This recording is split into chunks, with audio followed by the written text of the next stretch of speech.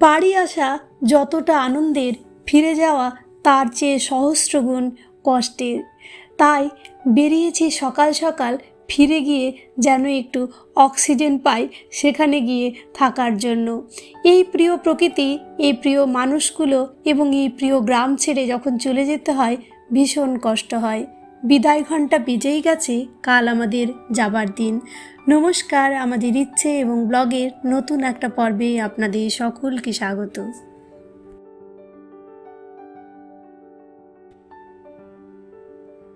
এখন আমি যে রাস্তা দিয়ে হাঁটছি সেই রাস্তা ধরে যতটা এগিয়ে যাবেন পুরোটাই পলাশের জঙ্গল। এই পলাশের জঙ্গল যখন আবার ফিরে আসব তখন আশা রাখি আপনাদের দেখাতে পারবো। একেবারে লালে লাল হয়ে থাকবে তখন এই আমাদের প্রিয় জঙ্গলটি। ফিরে আসার পথে দেখতে পেলাম, এই যে দেখুন, একেবারে এটাকে আমরা খড়ির সাপ বলি, আপনারা কি বলেন, যেটা ফনা তোলে সেই সাপকে, তারই কতগুলো খোলসও দেখতে পেলাম। ভাবলাম আপনাদের সাথে একটু শেয়ার করি। তারপর চলে এসেছি এই যে আমার বাপের বাড়ির বাগানে। বাবা বলল যা যা সবজি নিয়ে যাওয়ার ইচ্ছে সব তুলে নিয়ে আয়। তো আমি সকাল সকাল হেঁটে আসার পথে বাগানে ঢুকেছি। দেখুন কত রকম সবজি লাগিয়েছে। এক একটা সবজি এই যে লাগিয়েছে এগুলো কিন্তু সার না দিয়ে লাগানো জৈব সারের উপর নির্ভরশীল চাষ করে আমার বাবা। অ্যাকচুয়ালি আমার বাবা এখন যেহেতু রিটায়ারমেন্ট হয়ে গেছে, বাড়িতেই থাকে, তাই সময়টাকে সুষ্ঠুভাবে বন্টন করার জন্য এই কাজগুলো অল্প একটু করে। তাতে কি হয়, মাথা এবং মন দুটোই ভালো থাকে।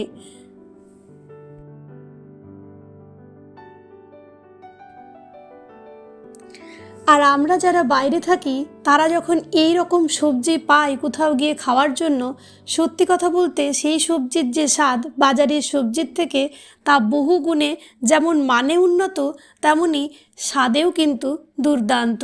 তাই যতটা পারবো ততটা সবজি অল্প অল্প করে নিয়ে যাব।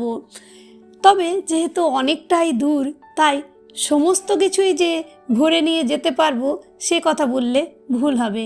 দেখুন শিম, মূলো, পালং শাক, লাউ, কুমড়ো সমস্ত কিছু রয়েছে এখানে। কি না লাগিয়েছে! আমার ভাইও কিছুদিন বাড়িতে ছিল, সেও হাত লাগিয়েছে, সাথে মা তো নিশ্চয়ই লাগিয়েছে। গাজরগুলো তখনও বসেনি, তাই গাজরটা নিয়ে যেতে পারবো না। তার সাথে কিছু ফলের গাছও লাগিয়েছিল, সেগুলো আপনাদের সাথে শেয়ার করলাম। সামনেই আছে আমার ভাইয়ের বিয়ে, আবার ফিরে আসতে হবে হয়তো মার্চ মাসে, ইচ্ছের পরীক্ষা যদি হয়ে যায় তাহলে।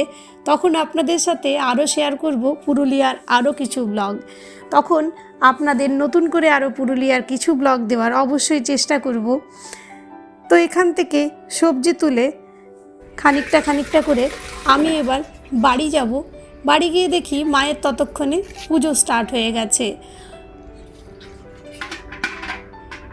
তুলসী মঞ্চে ভালো করে তুলসী মঞ্চটাকে ধুয়ে মা আমার এখানে এখন পুজো করবে, তারপর বাড়ির ভেতরে যে ঠাকুর আছে তাদেরও পুজো করবে। আর দেখুন বাড়ির ভেতরে কত রকম সবজি, ফুল এইসব লাগিয়েছে। আমার ভাইয়ের না খুব সবজি লাগানোর, ফুল লাগানোর শখ। তো এইগুলো, এই যে টবগুলো কিনে নিয়ে এসেছিলো, কত ফুল ফুটেছে দেখুন, একেবারে দারুণ লাগে এই উঠোনটাতে দাঁড়ালেই। ওদিকে বাবা সকাল সকাল চা বানাচ্ছে। এই কাজটি আমার বাবা বরাবর সকালে ঘুম থেকে উঠলে, বাড়িতে থাকলেই চাটা নিজে নিজেই বানাতো।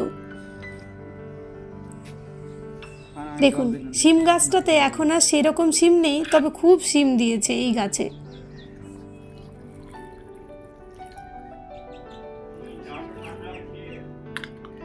ঠান্ডা চাই খায়।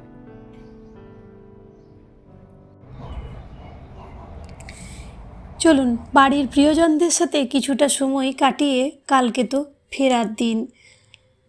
কালকের দিনটা আর শেষ করতে পারিনি। নিজের প্রিয়জনদেরকে মনে হলো যতটা পারি নিজের মতন করে অনুভব করি।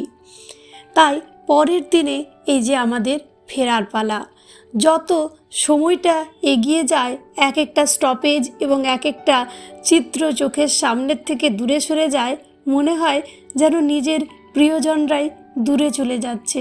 চলুন আর এখন ব্লগ করতে পারি না, কলকাতা গিয়ে আপনাদের সাথে দেখা হবে।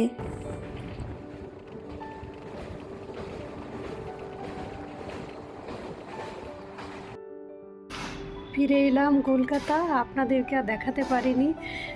বাড়ি থেকে আসার সময় মনটা এত ভার হয়ে যায় যা দেখাতে পারিনি। আমরা একেবারেই বাড়িতে ঢুকেছি মোটামুটি ওই 1টার দিকে, আর এখন বাজছে ঘড়িতে মোটামুটি ওই 1:45। একবারেই আমরা খাবার দাবার খেয়েই ঢুকেছিলাম, সকালে ট্রেন আমরা ধরেছিলাম ওখান থেকে।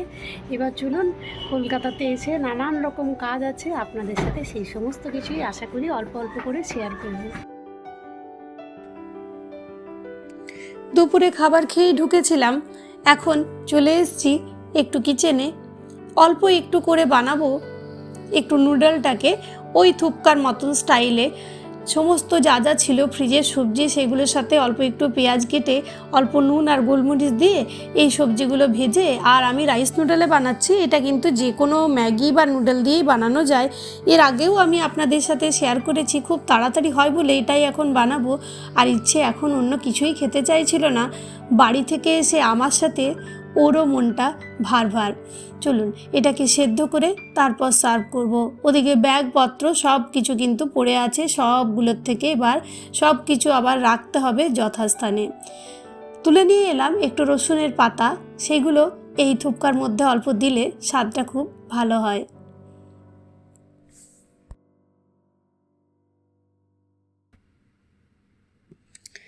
রসুনের পাতা ছাড়া আমি এর মধ্যে অল্প একটু টমেটো সস আর অল্প একটু চিলি সস দিচ্ছি।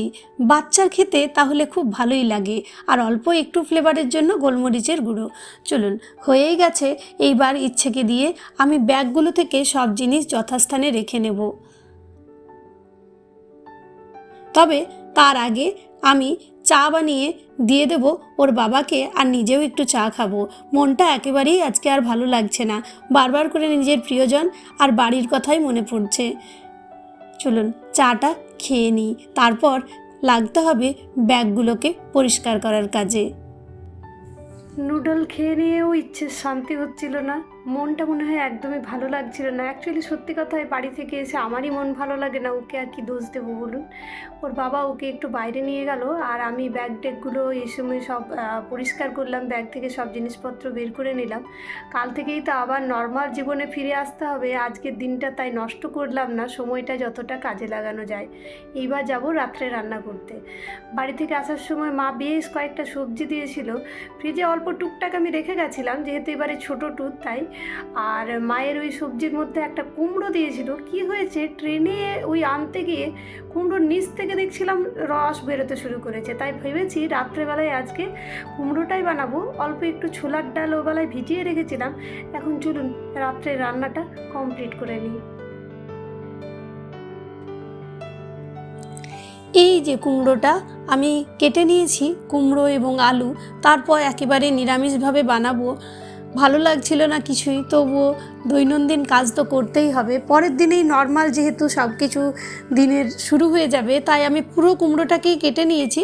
আর এই সবজিটা জানেন তো, আমার মা কিন্তু ভীষণ ভালো বানায়। মা কুকারে বানায়, তবে আমি এটা আজকে কড়াইয়েই বানাচ্ছি, আর খেতে কিন্তু জাস্ট অসাধারণ হয়। তবে মায়ের মতো হয় না, মারা যেন একটা অন্য স্বাদে সব কিছু বানাতে পারে। একটা আলু ভাজা রুটিও যেন মায়ের হাতে যে স্বাদ হয় সেটা কিছুতেই আনতে পারা যায় না। চলুন সবজিটাকে নর্মাল যেসব জিরে ধনে গুঁড়ো হলুদ নুন চিনি এইসব দিয়ে একটু কষিয়ে আদা বাটা দিয়ে ঢেকে রেখেছিলাম, সবজিটা হয়েই গেছে। আজকের ব্লগ এই অবধি। যদি ভালো লেগেছে প্লিজ লাইক শেয়ার সাবস্ক্রাইব করে সাথে থাকবেন। ধন্যবাদ ভিডিওটা দেখার জন্য। টাটা।